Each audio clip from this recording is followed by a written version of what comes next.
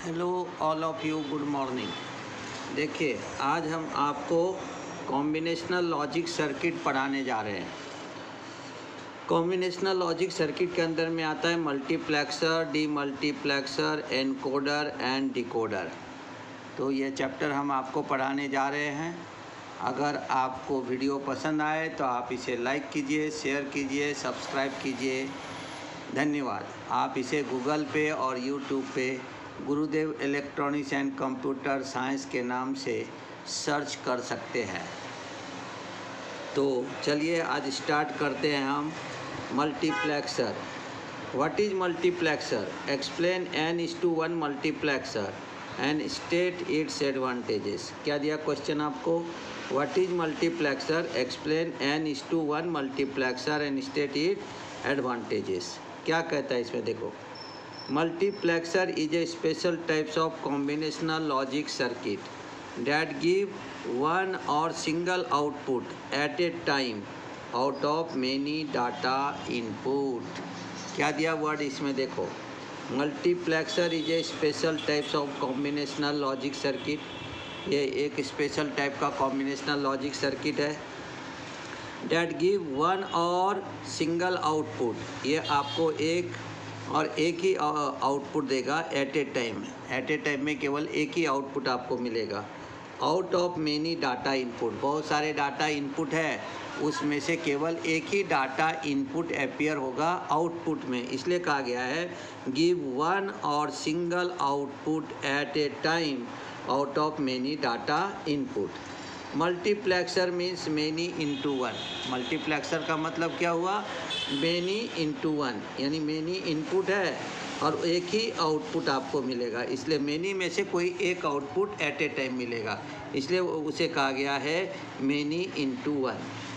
The input data is selected at output. क्या दिया? Input data selected at the output with the help of select line. किसके साथ? With the help of select line और control line. So it is also called as data selector. इसलिए उसको हम data selector कहते हैं। क्या दिया गया है? The input data is selected at the output with the help of select line और control line. So it is also called as data selector. इसलिए इसको हम डाटा सिलेक्टर कहते हैं। अब आपको इस पर से पता चला होगा कि मल्टीप्लेक्सर के नाम क्या क्या हो गया। एक तो हो गया हमारा वहाँ पे मल्टीप्लेक्सर, दूसरा नाम हो गया उसका मेनी इंटू वन, तीसरा हो गया डाटा सिलेक्टर, और अगर शॉर्ट में बोलने जाएंगे तो उसको कहेंगे हम मक्स। जैसे मैंने यहाँ पे लिखा हुआ मक्स, यानी शॉर्ट में मक्स। यानी 4 प्रकार से आप उसके नाम ले सकते हो। पहला कौन सा हो गया हमारा? पहला हो गया हमारा वहाँ पे मल्टीप्लेक्सर। फिर उसको क्या कहेंगे? Many to one. अगर मेनी इनपुट है तो केवल एक ही इनपुट अपीयर होता है एट ए टाइम आउटपुट, इसलिए उसको कहते हैं हम मेनी टू वन। उसके बाद में हमारा क्या आ गया वहाँ पे? उसी को हम वहाँ पे क्या कहेंगे? मक्स कहेंगे। उसको हम क्या कहेंगे वहाँ पे? मक्स। और जो हमारा इनपुट सिलेक्ट होता है आउटपुट में, वो with the help of select line होता है या कंट्रोल लाइन होता है, इसलिए उसे कहते हैं डाटा सिलेक्टर। तो ये 3 पॉइंट को फिर से मैं एक बार रिपीट कर देता हूँ। Multiplexer is a special types of combinational logic circuit that gives one और single output at a time out of many data input. Multiplexer means many into one. क्या कहेंगे? Many into one. The input data is selected at output with the help of select line और control line. So it is also called as data selector. इसलिए इसको हम data selector कहते हैं। Figure shows the general diagram of n line to 1 line multiplexer. ये diagram में हमने एक आपको दिखाया है n line to 1 line multiplexer, जिसे कहेंगे n:1 mux. It has n number of data input. n number of data input है एंड ओनली वन आउटपुट। हर एक ओनली वन आउटपुट रहेगा। For selecting one out of n input, यानी n number of input है, उसमें से कोई तो भी एक इनपुट को हम आउटपुट में सिलेक्ट करेंगे। इसलिए वर्ड कैसा दिया गया है? देखो, for selecting one out of n input set of m number of select line are required. Where 2m is equal to n, ये फार्मूला से हम फाइंड आउट करेंगे। तो n क्या हो गया, नंबर ऑफ इनपुट, और m हो गया नंबर ऑफ सिलेक्ट लाइन, और 2 हो गया हमारा base of the binary number, और या नहीं तो radix of the binary number. अब देखो हमने क्या लिया, मक्स ले लिया n:1, ये output is equal to y, ये S0 हो गया, ये S1 हो गया, ये S2 हो गया, ये SM-1 हो गया, इसे कहेंगे सिलेक्ट इनपुट m। और यहाँ पे हमने स्ट्रोब ले लिया जिसे कह देते हैं हम G, और ये डाटा इनपुट दे दिया D0 D1, डाटा को हम D से लिखते हैं, तो D0 D1 D2 D3 D4 so on Dn-1। अब आप बोलेंगे कि ये -1 क्यों लिया, क्योंकि हम यहाँ जो नंबरिंग है वो 0 से स्टार्ट करते हैं, और जब 0 से स्टार्ट करते तो 0 का तो काउंटिंग होता नहीं है। तो अगर 0 का काउंटिंग नहीं होता है तो हम क्या करेंगे, उसीलिए हम उसको लिखते हैं -1। जैसे यहाँ भी D0 लिया तो काउंटिंग, हम 0 का तो काउंटिंग होता नहीं, तो D0 D1 D2 D3 D4 so on, यहाँ पे लेंगे Dn-1। एग्जाम्पल समझो कि अगर हमारा वहाँ पे 2⁴ है, तो 2⁴ का मतलब कितना हो गया, 16, और 16 है तो हम बाइनरी में 0 से स्टार्ट करते तो हमारा हाईएस्ट वैल्यू आएगा 15, इसलिए उसको हम हमेशा फार्मूला लिखते 2n-1। वैसे यहाँ पे भी Dn- जितने नंबर होंगे उसको -1 करेंगे। अगर हमारा डाटा अगर 7 बिट का है, तो अगर हमारा नंबर आता है 128, तो हाईएस्ट वैल्यू रहेगा हमारा 127। कितना रहेगा हमारा हाईएस्ट वैल्यू, 127। ठीक है, और ये हो गया हमारा इनपुट, और ये हो गया output is equal to y। तो ब्लॉक डायग्राम है n:1 मल्टीप्लेक्सर। यहाँ दिया 2m is equal to n, where m is the select line और कंट्रोल लाइन, 4:1 मक्स है यहाँ पे। तो by using formula 2m is equal to 4, तो 2m इज इक्वल टू 4, यानी m इज इक्वल टू कितना हो गया 2, means m is equal to 2 means 2 control line और data select line is required.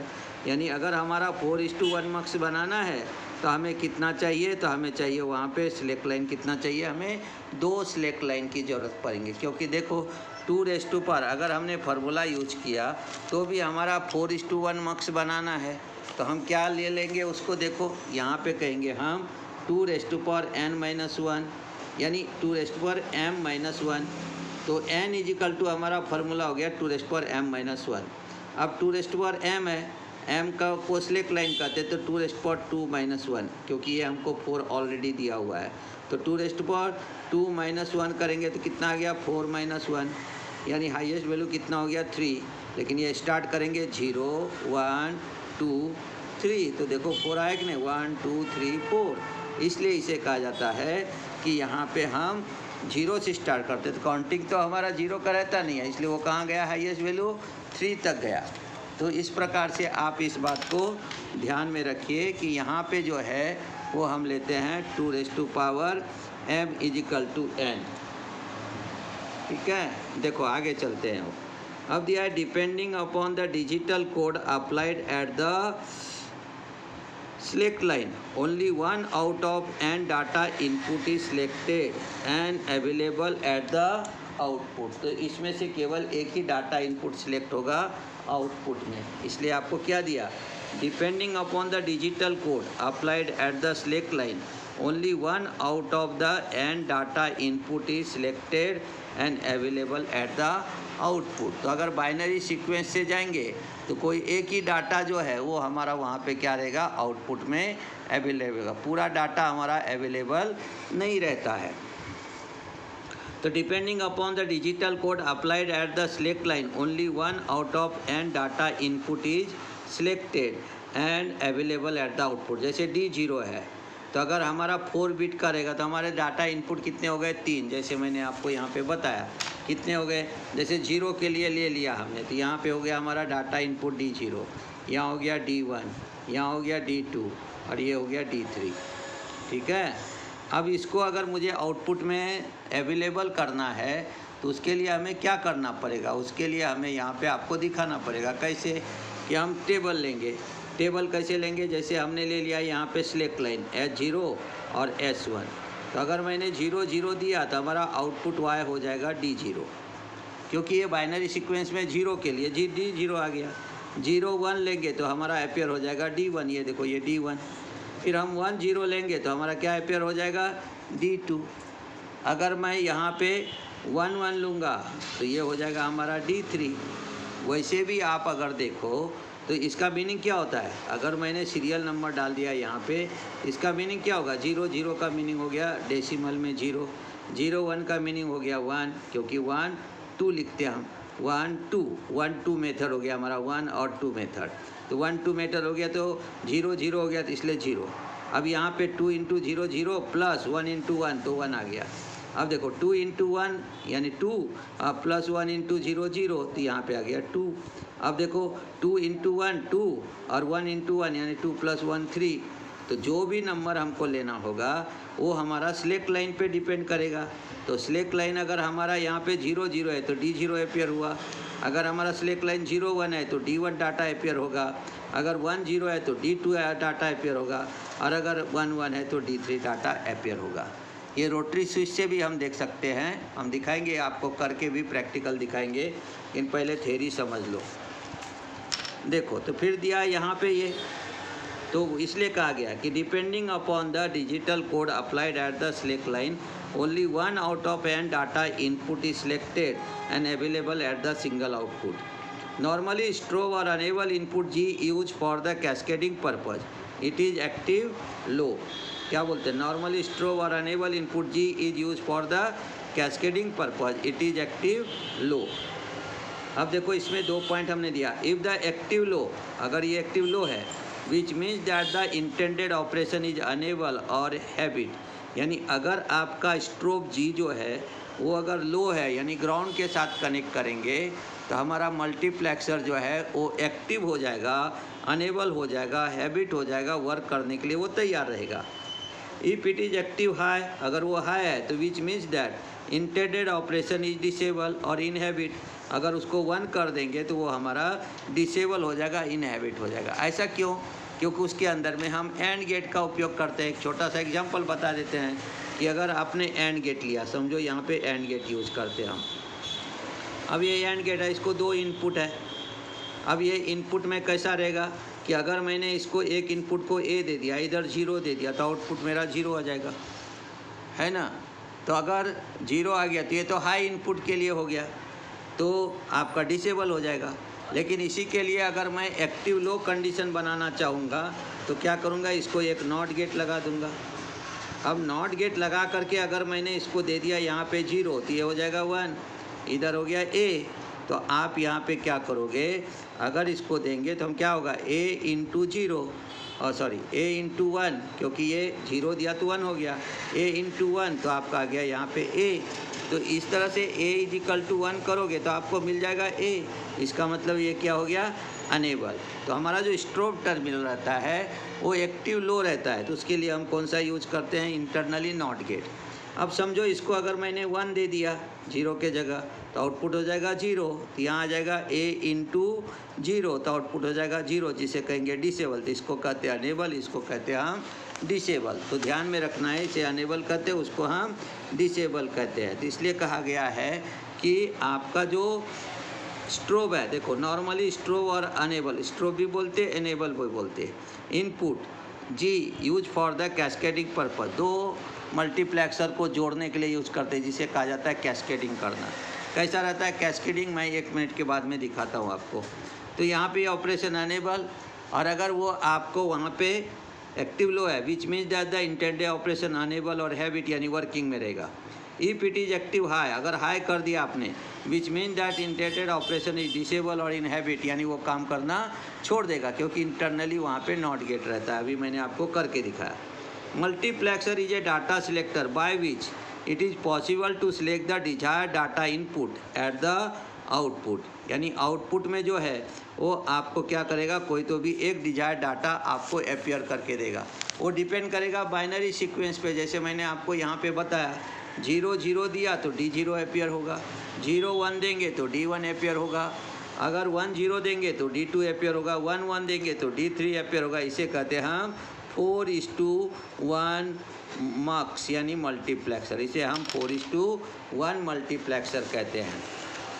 आगे चलो, फिर हमने क्या किया, यहाँ पे देखो कि it is similar to single pole multiple way switch. ये single pole multiple way switch के जैसा रहता है। जैसे अब यहाँ पे देखो हमने दिया 1 पोल 4 वे रोटरी स्विच, ये पोल दे दिया हमने, जैसे W1 W2 W3 W4 ये वे हो गया, और ये डाटा दे दिया D0 D1 D2 D3 ले लिया हमने, और ये पोल ले लिया आउटपुट। अब इसको D0 पे लगाओ तो यहाँ पे D0 आ जाएगा। अगर D1 पे लगाओगे ये स्विच को घुमा करके ऐसे तो D1 को कनेक्ट हो जाएगा। अगर आप D2 को घुमा के लगाओगे तो D2 पे कनेक्ट हो जाएगा। अगर D3 पे लगाओगे तो D3 कनेक्ट हो जाएगा। यानी जिसका कनेक्शन करोगे वहाँ पे वो आपको वहाँ पे आउटपुट आपको मिलेगा। तो इस तरह से ये वर्क करता है। तो इसे कहते हैं many to one, many input है 1 आउटपुट है। इसी पर से उन्होंने मैनी इनपुट और आउटपुट से हमने तैयार किया स्लैक लाइन के हिसाब से। Depending on the number of data input multiplexer are 4 types, 2 line to 1 line multiplexer यानी 2:1, इसमें एक ही स्लैक लाइन रहेगा। 4 line to 1 line multiplexer 4:1 mux, इसमें 2 स्लैक लाइन रहेगा। 8 line to 1 line multiply 8:1 mux, यानी इसमें 3 स्लैक लाइन रहेगा। 16 line to 1 line multiplexer 16:1 mux, इसमें आपको 4 स्लैक लाइन रहेगा। और अगर मैं पाँचवा भी दे दूँ कितना 31 लाइन टू 1 लाइन मल्टीप्लेक्सर, तो उसमें रहेगा हमारा कैसा 31:1 मक्स, यानी 32 लाइन टू 1 लाइन मल्टीप्लेक्सर, 31 नहीं सॉरी क्या बोलेंगे 32 लाइन टू 1 लाइन मल्टीप्लेक्सर। तो यहाँ आ जाएगा 32:1 मक्स आ जाएगा हमारा। तो यहाँ पे 32:1 मक्स आ जाएगा। यहाँ पे हाईएस्ट वैल्यू 1 रहेगा, यहाँ पे हाईएस्ट वैल्यू 3 रहेगा, यहाँ पे हाईएस्ट वैल्यू 7 रहेगा, यहाँ पे हाईएस्ट वैल्यू 15 रहेगा। क्योंकि जो भी नंबर है उसको हम 0 से स्टार्ट करते हैं और 0 का काउंटिंग नहीं होता है, इसलिए उसका फॉर्मूला ही रहता है 2n-1। जैसे अभी मैं एक आपको जैसे 31 वाला बताया, तो उसका कैसे लेंगे हम 2n-1 यानी 2⁵ म्हणजे ये हो गया 32-1, हाईएस्ट वैल्यू कितना आ गया 30 लाइन। तो उस समय अगर मेरे को यहाँ पे 5 नंबर लिखना भी होगा, हम कैसे लिखेंगे 5 नंबर को? देखिए 5 नंबर लिखते समय में हम कहेंगे यहाँ पे ये 5 नंबर है हमारा, देखो हम यहाँ पे क्या लेंगे 32 लाइन टू 1 लाइन मल्टीप्लेक्सर। अब ये लिया आपने, यहाँ पे आ जाएगा 32:1 मक्स। तो आपको सिलेक्ट लाइन कितने लग गए? 5 लग गए। इसलिए कहा गया यहाँ पे 32 लाइन टू 1 लाइन मल्टीप्लेक्सर, जिसे हम कहेंगे 30:1, लेकिन इसकी हाईएस्ट वैल्यू रहेगी 31 क्योंकि 0 से स्टार्ट करते। इसके हाईएस्ट वैल्यू रहेगा 15, इसका रहेगा 7, इसका रहेगा 3, इसका रहेगा 1। तो इस प्रकार से ये वर्क करता है। देखो अब हमने आपको बोला था कि कैस्केडिंग का मतलब क्या था? ये देखो स्ट्रोब है, ये स्ट्रोब है, ये स्ट्रोब G1 है, ये स्ट्रोब G है। तो दोनों स्ट्रोब को जोड़ करके, जैसे ये 4:1 है तो इसको 2 ही सिलेक्ट लाइन है, 0S1, ये भी 4:1 है, ये 0S1 है, लेकिन इसको हमें दोनों मिला करके 8:1 बनाना है। देखो क्वेश्चन दिया है 8:1 mux can be design using 2 4:1 mux and 1 NOT gate and 1 OR gate. तो ये सब बाद में देखेंगे, केवल आपको ये देखना कि कैस्केडिंग का मीनिंग क्या होता है। ये 2 इनपुट था, इसका भी S1, इसके S1 से जोड़ दिया, इसका S0 इधर से 2 इनपुट निकल गया। एक इनपुट हमने स्ट्रोब से लिया, ये स्ट्रोब जिसे हम अनेबल भी कहते हैं, ये G है, यहाँ से लिया, ये चला गया इधर A, और यहाँ से ये नॉट गेट लगा करके ये आ गया इधर। तो आपको यहाँ से ये A हो गया, और इसी को हम नॉट गेट से लगा के, जब ये एक्टिव रहता है तो ये डीएक्टिव हो जाता है, और जब ये आपको एक्टिव होगा तो ये डीएक्टिव हो जाएगा। तो इस तरह से 4:1 2 मक्स ले करके हम 8:1 मक्स बना सकते हैं।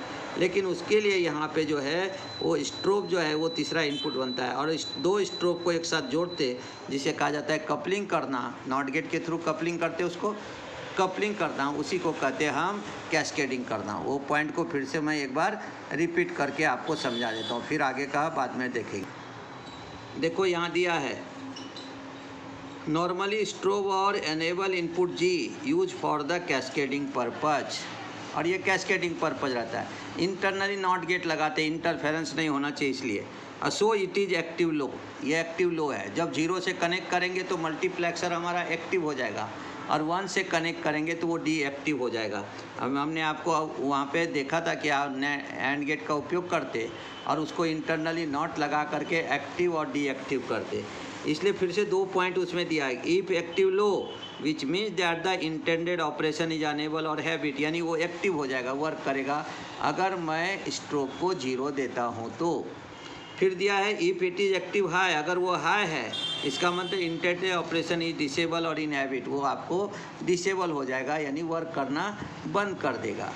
क्यों कि ड्यू टू इंटरनली क्या रहता है उसके अंदर में रहता है वहाँ पे कौन सा गेट, तो वो रहता है नॉट गेट। तो अगर वीडियो आपको पसंद आए तो आप इसे लाइक कीजिए, शेयर कीजिए, सब्सक्राइब कीजिए। अब अगले वीडियो में हम देखेंगे advantages of multiplexer and other parts.